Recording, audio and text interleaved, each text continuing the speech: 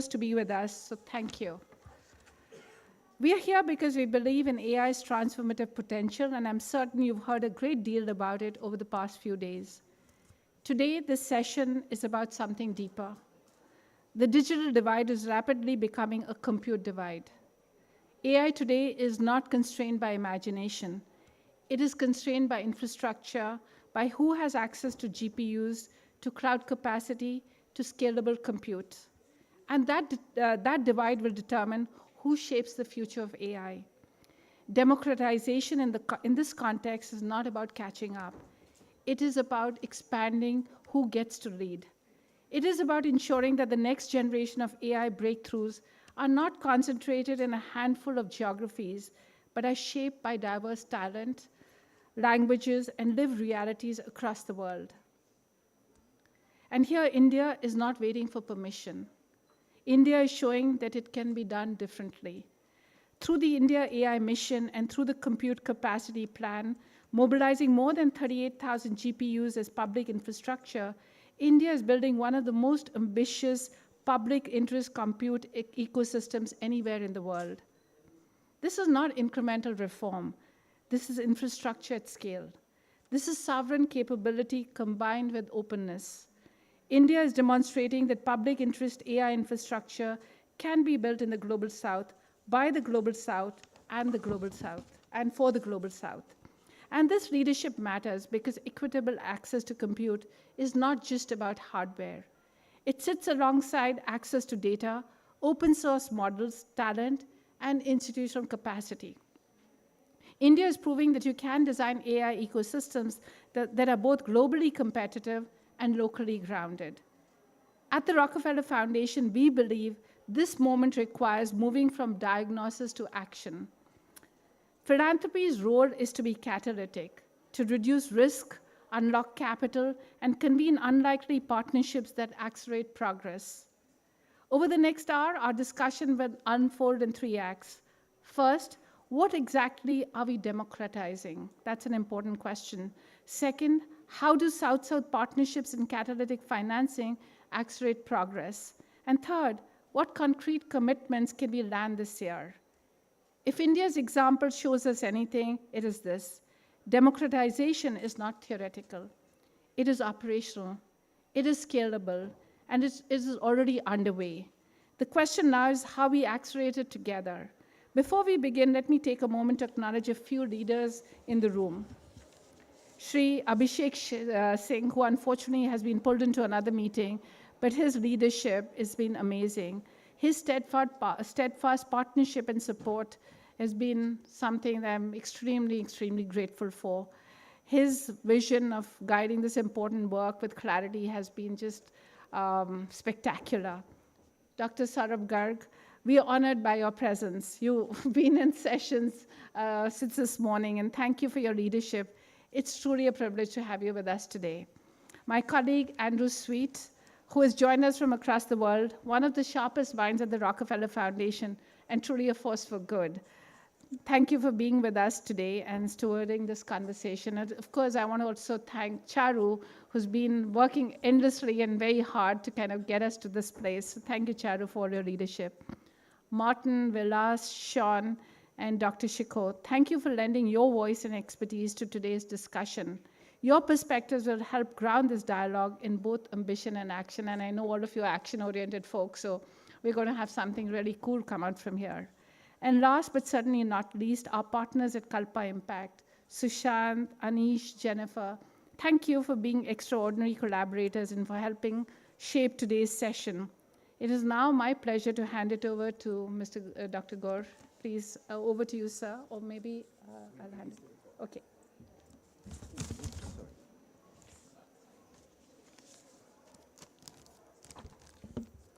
Thank you, Dipali. When I mentioned the report, hope you're okay. When I mentioned the report, I fumbled the name, so I'll go again. Opening up computational resources for new AI futures. New AI world is possible. And this is something that the team has worked really hard over the last few months. And today is an opportunity when we release a working version of that report and invite inputs, feedback, comments, and suggestions, which we will work through over the next few months. This research helped us think through and work with the Democratizing AI Resources Working Group under the leadership of Dr. Saurabh Garg, and he's here. So it's a pleasure and a privilege for us to invite him and the other panelists to release this report.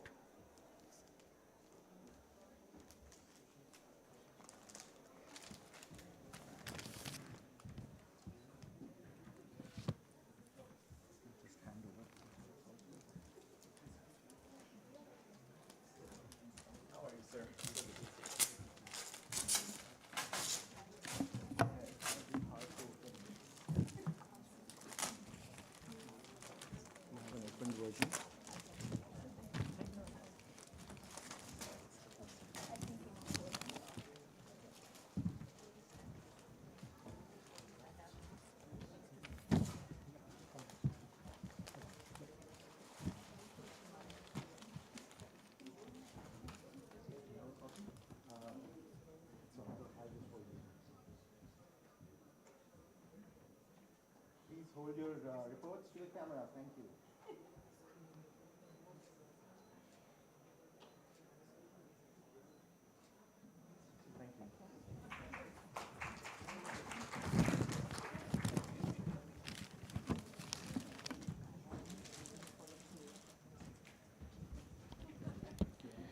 you. May I now request Dr. Saurabh Garg for his keynote speech.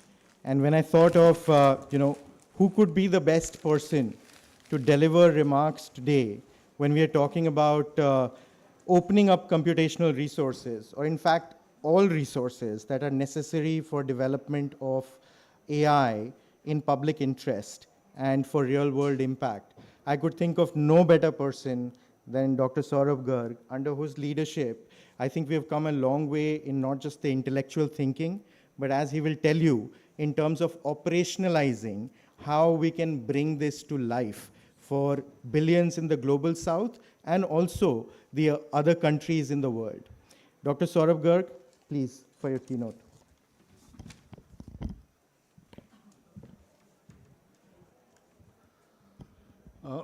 Thank you.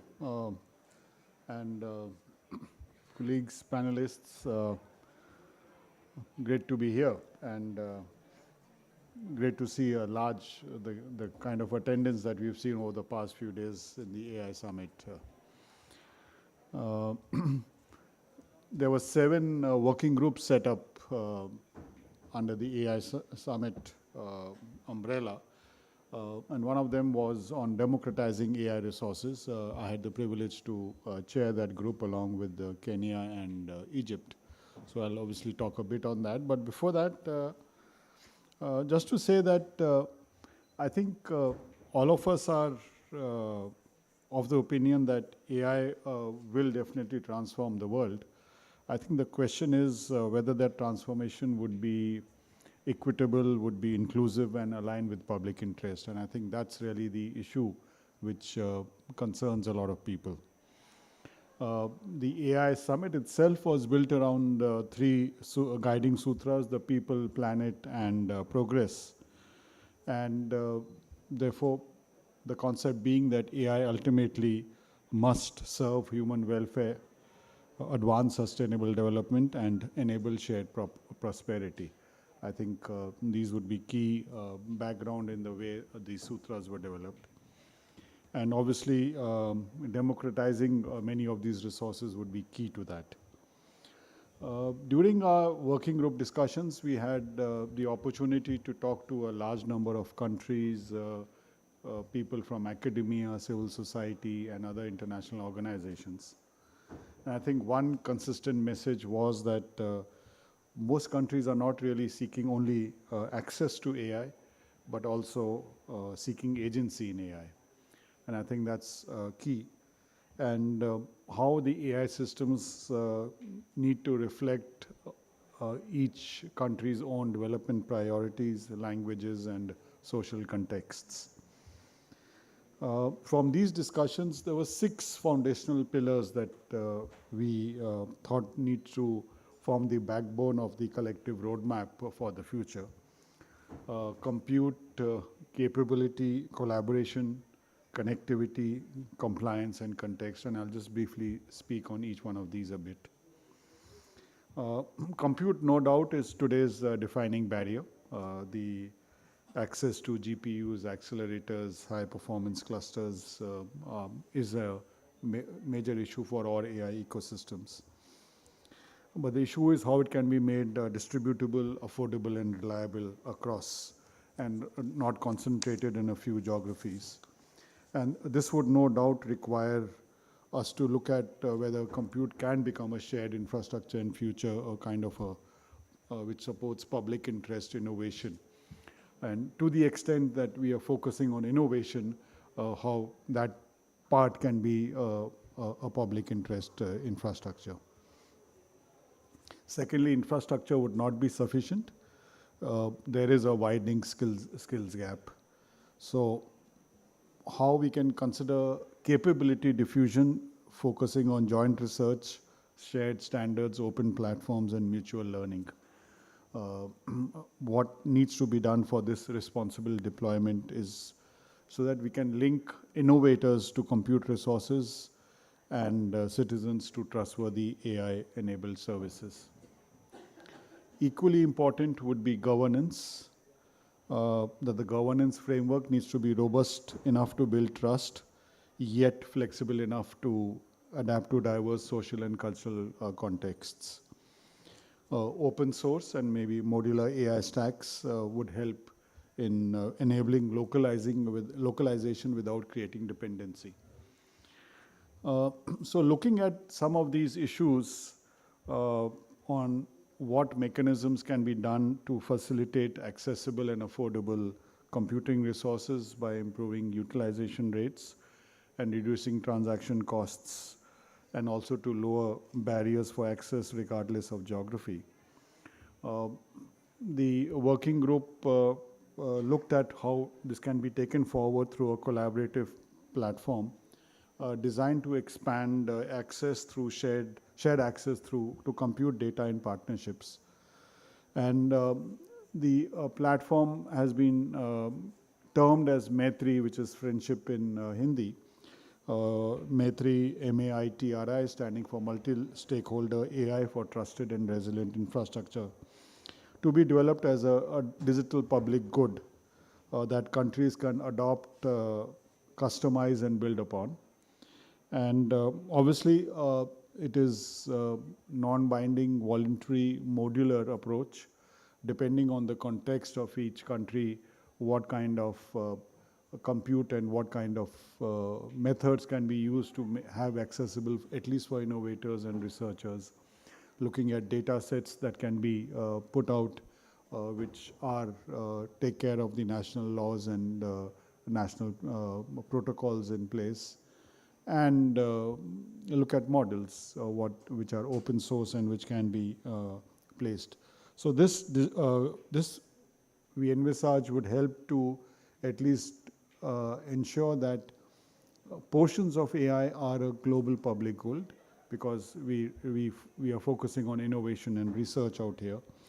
And this would go beyond just a focus on hardware and platforms, but also in skills, institutions, and governance capacity. I would just like to mention one area that how perhaps it might proceed in future is also the fact that while infrastructure or compute seems to be the biggest constraint going forward as of now, that's perhaps also based on the present models requiring large amounts of compute capacity and energy. Going forward, would models retain this system of algorithms that they have, or would there be obviously small domain-specific niche models? I think yesterday there was a very nice remark made by Vishal Sikka, who mentioned that unlike when we talk of compute infrastructure, we are talking in terms of gigawatts, nothing less than that of whatever. But when you talk of a human being, you talk in terms of only 2,000 calories requiring a human being to sustain itself, which is not more than a 100-watt bulb for a day. So are we missing something out here? And I think that's a very important point that he made yesterday, and that's why the focus. I think we need to have much more on the models, and that itself might solve a lot of the areas that we are. And when we're talking of democratizing AI, perhaps that's the path forward. So I'll stop here and thank you all. Thank you for this opportunity.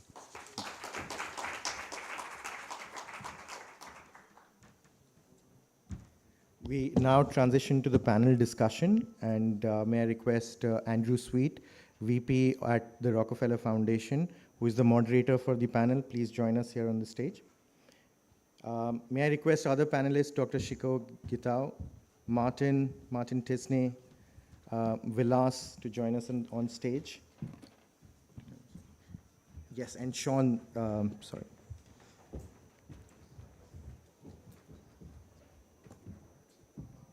Andrew, over to you. Great. Well, thank you, Dr. Garg, for those inspiring remarks and for the framing, insight, and perspective that you bring to this conversation and all of the many conversations that you've had throughout the course of the week. So we're excited to continue and deepen the conversation today, and very excited that we have 5 of the world's brightest minds to discuss this topic. These are all people that have been in the AI arena for decades. This is not new to them. And all people that have deep regional expertise and global perspectives. So very excited for this conversation today. We don't have a lot of time. We have about 25 or 30 minutes for the conversation, so we're going to dig in. We're not going to have a number of speeches. Dr. Gerg's speech will be the only speech that you've heard today, but we'll have a short series of provocations, but with actionable ideas for how we can move this agenda forward. And so hopefully this conversation can be, informal, back and forth banter. I think we'll have one round of questions, but it'd be great if we could kind of feed off of each other's questions and energy, because I know we all have a lot to say here on the panel and a lot of expertise to share. So I'll briefly introduce the panelists, then we'll dig in. You've already met Dr. Garg. He's the Secretary of the Ministry of Statistics and Program Implementation for the Government of India. He has been instrumental in shaping India's AI governance and previously led the technology stack for the Transformative Aadhaar initiative.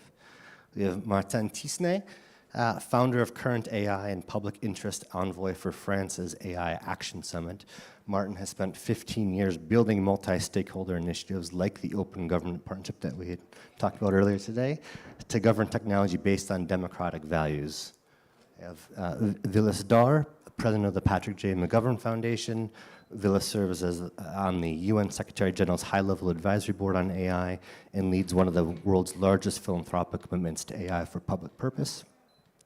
My friend Dr. Shiko Gitao, founder and CEO of Kala AI, a visionary from Kenya. She established Safaricom Alpha and has been a leading voice in ensuring that digital transformation in Africa solves real problems in education, healthcare, and agriculture. And finally, Sean Xiao, CEO of Philanthropy Asia Alliance. Sean is working to catalyze collaborative philanthropy across Asia, leveraging deep expertise from his time at Temasek and as CEO of MediaCorp. So we'll continue the conversation. First question will go to Dr. Garg. India has launched the India AI mission with a target of 38,000 GPUs. If we view compute as a public utility, much as we do with water and electricity, what is the governance model that India is envisioning? And should compute access be rationed or priced differently for public interest applications? Yeah, so I would say that the focus is not on rationing, but on intelligent prioritization. I think that's going to be the focus, that the impute capacity is an enabling platform, and as I mentioned, as a digital public good, at least as far innovation and research is going, so that we focus, and I think that's where a lot of the philanthropic organizations would have a large role to play. Given that their focus is also on ensuring that AI benefits all. So with that focus in view, how governments, philanthropic organizations, and the private sector can collaborate to ensure that affordable compute capacities are accessible to all.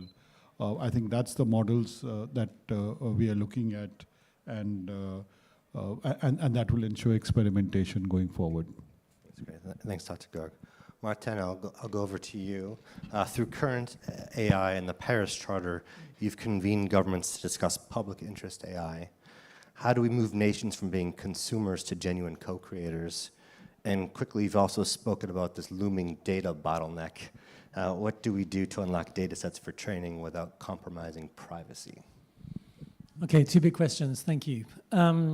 So, as you mentioned, we launched Current AI last year. We'll be launching just this afternoon our first product, which is an open hardware product looking at linguistic diversity. I think I'll be a little bit provocative to maybe start our session. I think compute is critical for obvious reasons. I think that from a financial, from an innovation, and from a sovereignty perspective, it is also possible to overplay it. I'll tell you what my worry is, and I'd love to know what the panel thinks. I do have a worry that we could end up in a few years' time in a world where we succeed in having compute capacity, in inverted commas, in a number of countries, including in the global south, but where effectively the data centers are not used. We've been talking to colleagues around the world. You do also have data centers that are effectively kind of white elephants and that are not used at anywhere close to full capacity. And so I think for countries to be able to exercise sovereignty, they need to have contextual AI. They need to have contextual data in their languages with all of the diversity and the incredible richness that typifies their cultures available in order to create contextual, localized AI that actually serves outcomes that people care about. And so while the compute piece is important, I think it's one part of the issue. We need to talk about the data piece, and we need to talk about the second part is the open source one. So briefly, I think throughout the event, people talk about open source AI, that it's a really good thing, that we're all pro it. I think we also need to talk about how, from a philanthropic perspective, we resource the open source ecosystem.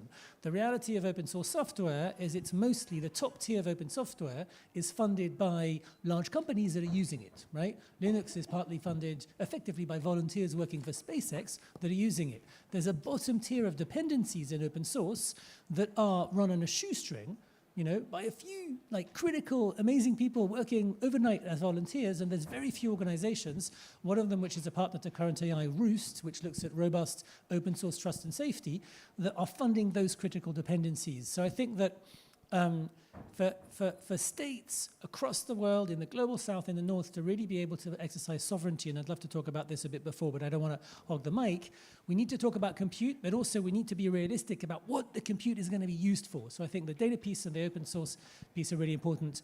I think I'll probably run out of time to talk about the data bottleneck. So Go for it. Go for it? Yeah. Well, so the number of people in the room I've worked with for a long time on this issue, Vilas, you're one of them, Sushant, you're another, I won't name check everyone. I think it's fantastic that there's been so much innovation in compute and we've seen such change over the past 10 years. In contrast, I think it's a complete tragedy that we haven't seen anywhere near as much innovation when it comes to data, and specifically the ability for people to be able to share personal data in ways that are both respect privacy and contribute to outcomes. And that's effectively it. I think we need a huge amount more resources and thought, both when it comes to the technical side of the issue, and here, other than the side, I think that partly it's solved, but enterprise users of AI have access to these kind of technical safeguards in a way that private users don't. And there's a story that we can talk about if we have time. And then on the governance side, so for example, Vilas, you and I have talked for a long time about different, and Sushant and others, different forms of data stewardships, whether data trusts or others. To the day, I haven't seen one that really scales to the level that we would want to see it scale to. And that, I think we need a lot more resources, a lot more thinking. There's been work done, but if we could harness even 20% of the brain capacity of the world that's going into compute right now, I think we would be in a very different place. Thank you. Excellent. Thanks, Martin. Actually, Vilas, I'll go next to you, because I think this reminds me a little bit about a recent article you wrote about the Indian Premier League as a model for how India builds world-class institutions. I reread it this week in preparation for this conversation. Is there a similar IPL playbook for public interest compute, or is the window for building these public institutions closing as commercial consolidation accelerates? Well, I can't think of a more controversial topic to spend our time here in this conversation than cricket. It's been a good week all around, but I think many of the people in this room probably know. Before I start, I just want to say, Dr. Garg, I want to acknowledge in particular your leadership on this work. I spend a lot of time with senior decision makers across governments, and the conversations that we have had have really given me great hope for the combination of technological competence, but also an understanding of what this means across an ecosystem. And so I want to acknowledge your leadership in particular. Thank you. Look, this question around the IPL I think is great, right? I mean, let's not torture the analogy and take something really fun and then try to like tie it to AI. But here's what I'll say about it. I think in many ways, what we need is a new institutional framework that goes from the elites who are participating in their own places to something that feels deeply participatory. And I think around compute infrastructure in particular, we are stuck in a model where we keep re-engaging and renovating old concepts and try to describe a new world. I will tell you, sovereignty has been the buzzy word of the moment, right? Everybody wants to talk about sovereignty and diffusion. Sovereignty, as a Westphalian concept that goes back a few centuries, tries to take the idea that ownership of pieces of silicon somehow magically results in outcomes and impact that transform lives. Now, there are logical links, and of course there are codependencies. But to simply say that we will cite compute in a particular geography and so figure out a way to disconnect ourselves from the interdependence of the 21st century doesn't really bring us to a good outcome. I'll tell you the second part of this, AI diffusion. If you haven't heard this already, every tech CEO here, this has been the buzzword of the moment. I spent some time yesterday with the Prime Minister and a number of tech CEOs who wanted to talk about their investments in India. Those investments in many ways followed the playbook of the PR press release. They were, we're going to build a new data center, we're going to invest in a new compute capacity. But when you dig deep and you ask the next question, who will this really benefit? What value does this create for public impact and outcome? How does putting a large number of servers in a particular place result in that community finding an economic uplift, a benefit in economic opportunity, a sense of dignity? The conversation sometimes falls flat. So AI diffusion, to me, in its core concept, the idea that you hyper-concentrate technological capacity, compute, data, and somehow the rest of the society benefits, sounds a little too much like something that, as an American, I know too intimately as trickle-down economics. The idea that if we made the rich as possible, somehow the benefits would filter down to everybody else and it would work. AI diffusion is a passive concept. It starts from the premise that we build technological capacity for a few and somehow it works out for everybody else. But there's an alternate model, and it ties directly to this report that's been issued today and the work that we've been talking about. For AI to benefit everyone requires a direct and active impact. It requires us to step in and say, what are the institutions we have to build that actually physically and metaphorically transform the idea of compute infrastructure to be something that everybody can use? It requires us to build the institutional layers and the capacity that lets a community that's trying to solve a local problem know that compute isn't the thing that holds them back. Rather, the conceptualization of the problem, the aggregation of the full stack of resource sets, as Martin described, that include compute, that include data governance mechanisms, that include the political agency of communities to participate, and let us then turn that into that final app solution, infrastructural development that actually leads to the outcome we're solving for. In many ways, I think this is the great role of the institutions that are represented here on the stage and in this room. For philanthropies to transform the capital landscape in a way that says, great entrepreneurs and leaders like my dear friend Chico here, and so many here in India that are building open source, public access AI stacks, don't have to worry about the resource constraints of the private capital markets. That they know that they can access governmental and substantive structural resources that let them build the tools that they want to. And know that they have equitable access to the markets as well, as a matter both of policy and as a product, that they can go out and get to consumers and creators, that they can provide a service that let people use it at scale. And the last part of this, and I have to say this, is this doesn't happen, as we've discussed, in the private market. But it also doesn't happen exclusively by going to frontline nonprofits and saying, now you're supposed to be the builders. It requires us to innovate a new institutional set of intermediaries. I think of groups like Kalpa Impact, which I think is an incredible example of a combination of technical sophistication, policy impact, support for government that actually sits at the layer that connects these different elements and lets us build on top of it. I think this is the work that's ahead. If we really think about pragmatic outcomes to this conversation, Andrew, I think one of the questions we might ask is, what are the institutions we need to build in the next 12 months? that connect the dots around all of these different pieces and support this transformation at scale. Never short of ideas or insights or provocation. Thanks, Vilas, very much for that. And I think I'll go next, Dr. Shiku. I came across a recent article that you put out there saying that for the West, AI is a matter of efficiency, but for you, it's a matter of life or death. You've been a champion for AI access. You were very active in this summit. You were very active in the Kigali summit. We were together at the launch of the first ever AI factory for Africa together in April in Kigali. You've also talked about global tech companies, if they want African data, they should provide compute infrastructure in return. How do we formalize these reciprocal agreements? And what does a true India-Africa partnership look like that doesn't just reciprocate global north-south models, similar to what Vilas was just talking about? Awesome. Thank you very much for having me. It's always fun to listening to everyone here on this. So I was hoping somebody is going to preempt some of the work that I was going to talk about. But lucky for me, I have some stuff to talk about. Thank you, Vilas. So when we talk about compute, it's this amorphous thing. In fact, we launched an AI research lab in Nairobi, and we have some GPUs there. And one of the key things was like a demo showing up what a GPU is. And our PS was like, oh my God, this is what a GPU, because he's never seen a GPU. And then I made sure, like, every time I'm speaking, I'm asking, how many of you actually have seen a GPU, not on the internet, touched one? Maybe 5 people. And this is everywhere, every single room that we're talking about compute, we ask the same question, have you ever seen a GPU? And sure enough, 5 to 10 people. So it's this thing that people talk about. We need GPUs, we need compute, we need all of these things. And for us, it is very important as an African continent. We had like a research colloquium for the Global South a few days ago. Same question, how many of you?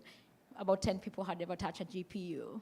How many of you need compute? Everybody raises their hand. But what does that actually mean? In fact, one of the panels, the starting point was like, when it comes to compute, we all need Jesus. And I thought, how do we quantify this? So and I think we have already spoken to Kalpa about this. We're working, I think, on the same time about a framework. So we just released a compute demand index. Because we realized every time you speak about compute, people have ideas, they have thoughts, they have proposals. They don't have the numbers to say that. We need GPUs. How many? We need megawatts. And the gigawatt, megawatt conversation, what does that a gigawatt of compute actually mean? So we went ahead and said, for Africa, we need to, every time we're having conversations with these governments, this is actually what you need. But you actually need to put money into it. So our first index was demand index. And the second one is your country ready for this compute? Which we're calling AI investment readiness index. So I'll give you some numbers. Africa needs 2.5 million hours of GPU hours a year. 7.5 million for the next 3 years to be able to start competing well. This is for training as well as research. That is something that I can work with. So when I come to India and say, I need 2.5 million GPU hours a year, how many of them can you give me? And we had this conversation with the UNDP and Italy, and they said, oh, we have 1.5 million GPU hours that we can donate. We have 1.1 million more to go. You know, Cassava is saying we are putting 2,000 GPUs. How many hours of GPUs with those GPUs?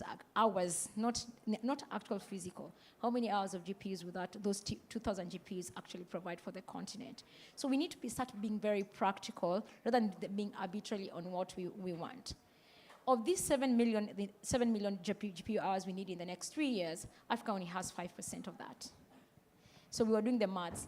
We only have 125,000 of these GPU hours a year, which is like times 3 of that for the next 3 years.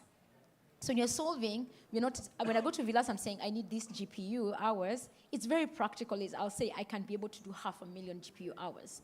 So it's not just going with an arbitrary number. I need GPU hours to be able to put this. And for us, that is important. But for me, it is the conversation about investment, and that's the conversation that we asked. How do we have this South-South collaboration? How do we have this India collaboration? How does it actually look like? there's the paradox. Everybody, as Martin said, everybody wants sovereignty. Everyone wants to talk about diffusion of AI. But what does that actually mean? Do we actually need it? Yeah. So I'll give 2 examples of my 2 favorite countries. Hopefully none of them is here, except Nigeria. So there's something you're calling the Nigerian paradox.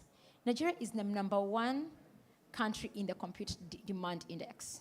Why? Nigeria is doing very well. It's 110 million internet users, a huge population. They're doing very well in terms of like e-commerce, financial services. So they're up there when it comes to why they need compute.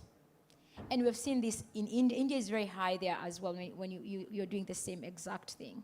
But what about investment readiness? And investment readiness is, are they able to, or capable of running a compute facility? Do they have power? Do they have the talent? And I think both Martin and the minister spoke about what we think about. When you think about compute, you don't think about just GPUs. It's a whole stack of things. It's talent, it's governance, it's all these things. And you're thinking about investment readiness when it comes to compute, you have to look about all these things. Because I can give you GPUs, as he said, and I've worked in digital transformation for the last 20 years, and I worked for the AFDB as a digital transformation lead, and we'll buy computers and go 3 years later, and they have never been powered at all. And that's the case that is going to be with GPUs, because you're going to give countries these GPUs. If they don't have talent, they don't have the power to run it, they don't have the data sets, they don't have models, they don't have use cases to build on top of it, you're wasting that money. And that's where the investment readiness comes in. So we're talking to countries, and we've had this conversation to African countries, is there's no point of investing all your dollars in putting a compute facility. Get your talent ready, get your data sets ready, have strong use cases that people can back.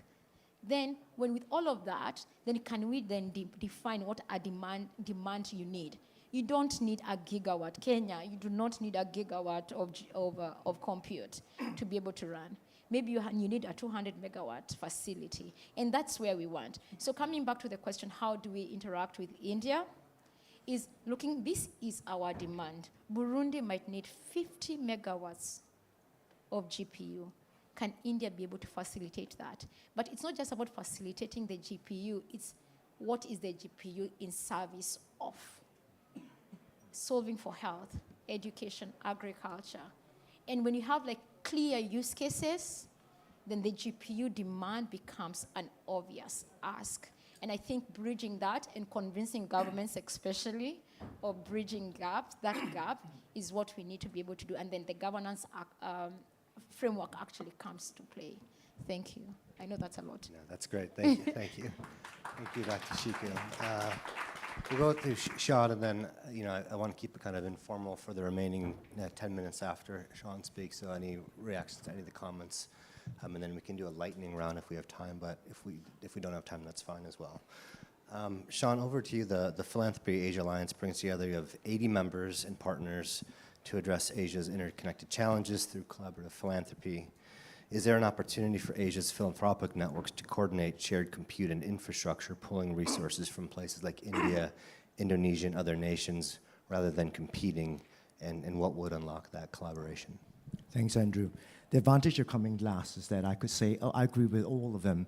Actually, I'm going to add to the much maligned word called compute. Maybe we could end the panel right away. I'm going to join Martin in actually agreeing that compute is actually a bit overrated, the ownership of compute especially. So when you think about the stack, I'm going to add another way to frame the conversation, Jensen Huang's AI stack.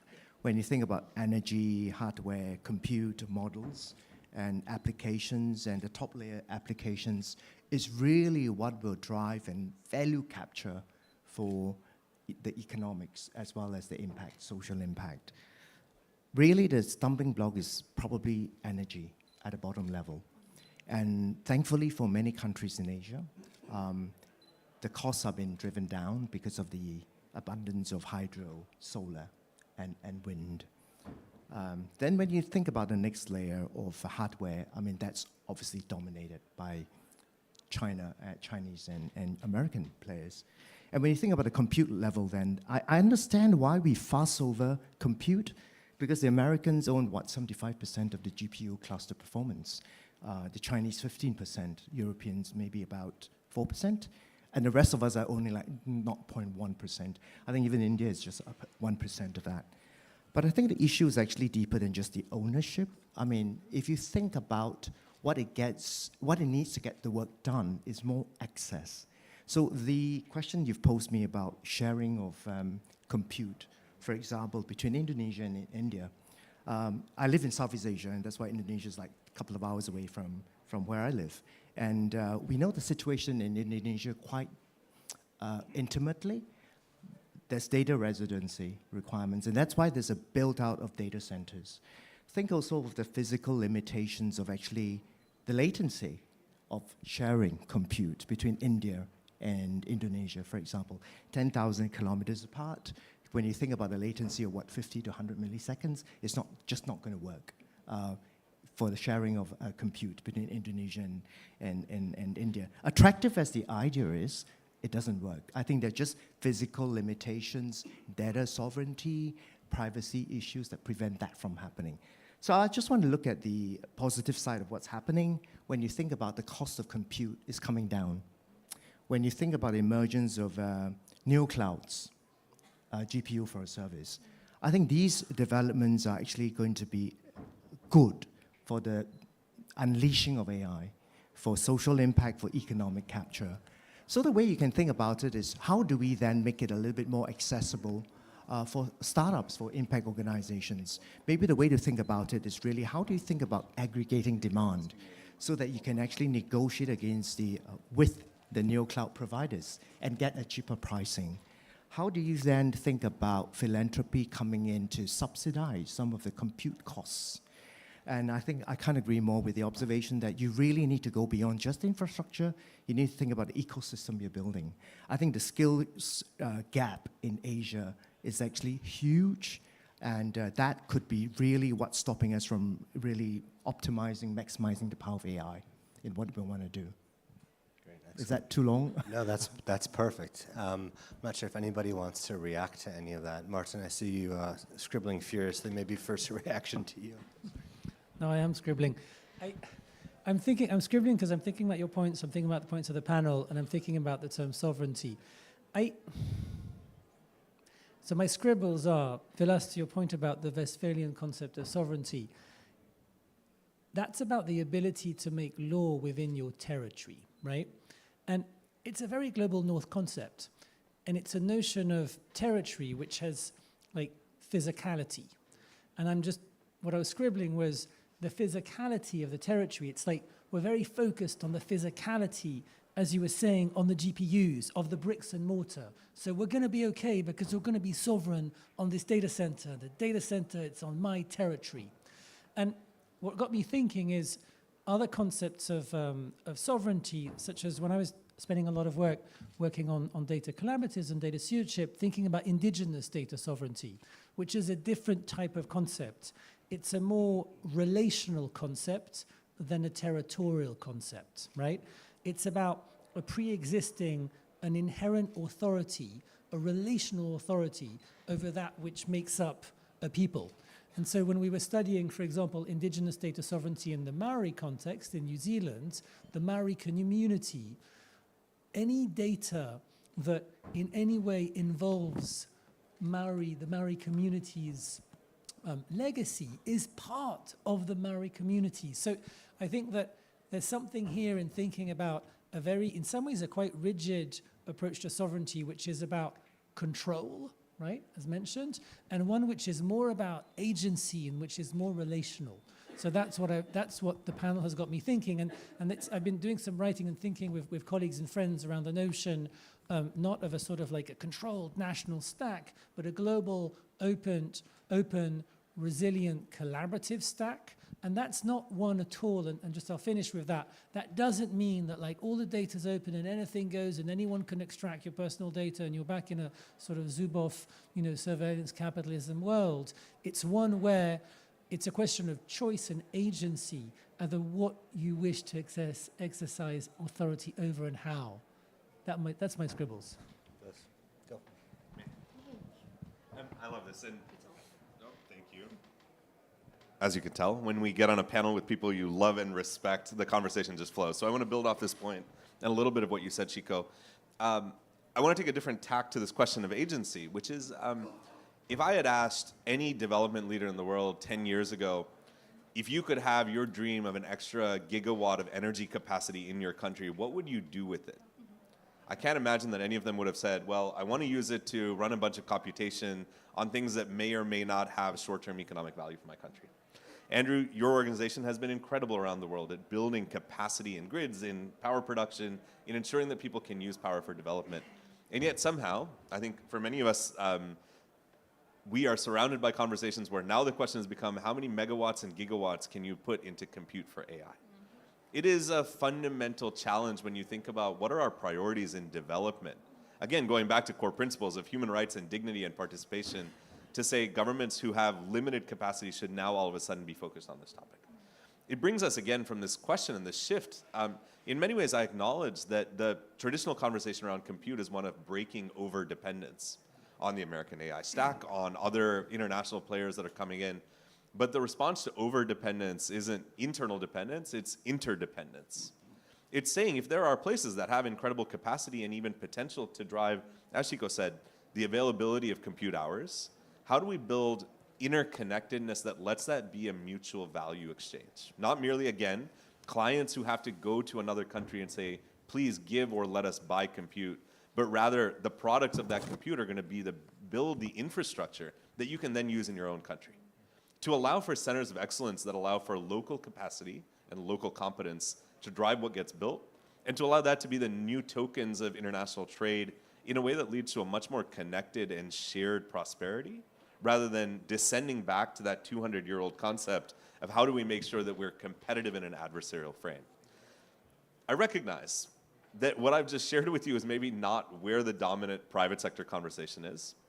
And to those who would oppose it, the primary critique is, well, that sounds quite naive. And yet we've seen it happen, right? We're seeing it in the few areas of hope in the multilateral system where we're actually finding that technology governance is something that brings everybody to the table, that lets people engage in meaningful shared outcomes. We're seeing the seeds of it.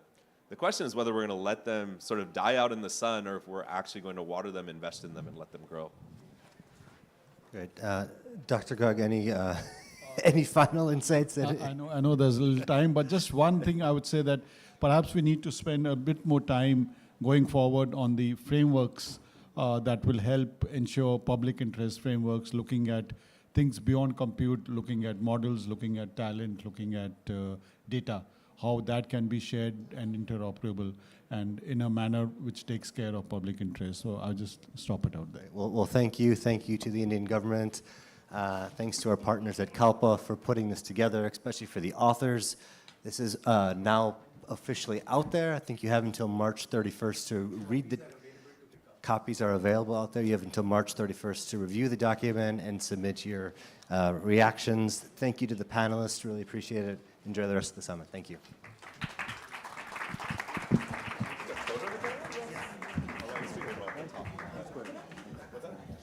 I think the India AI team wants to hand over some souvenirs from the panel.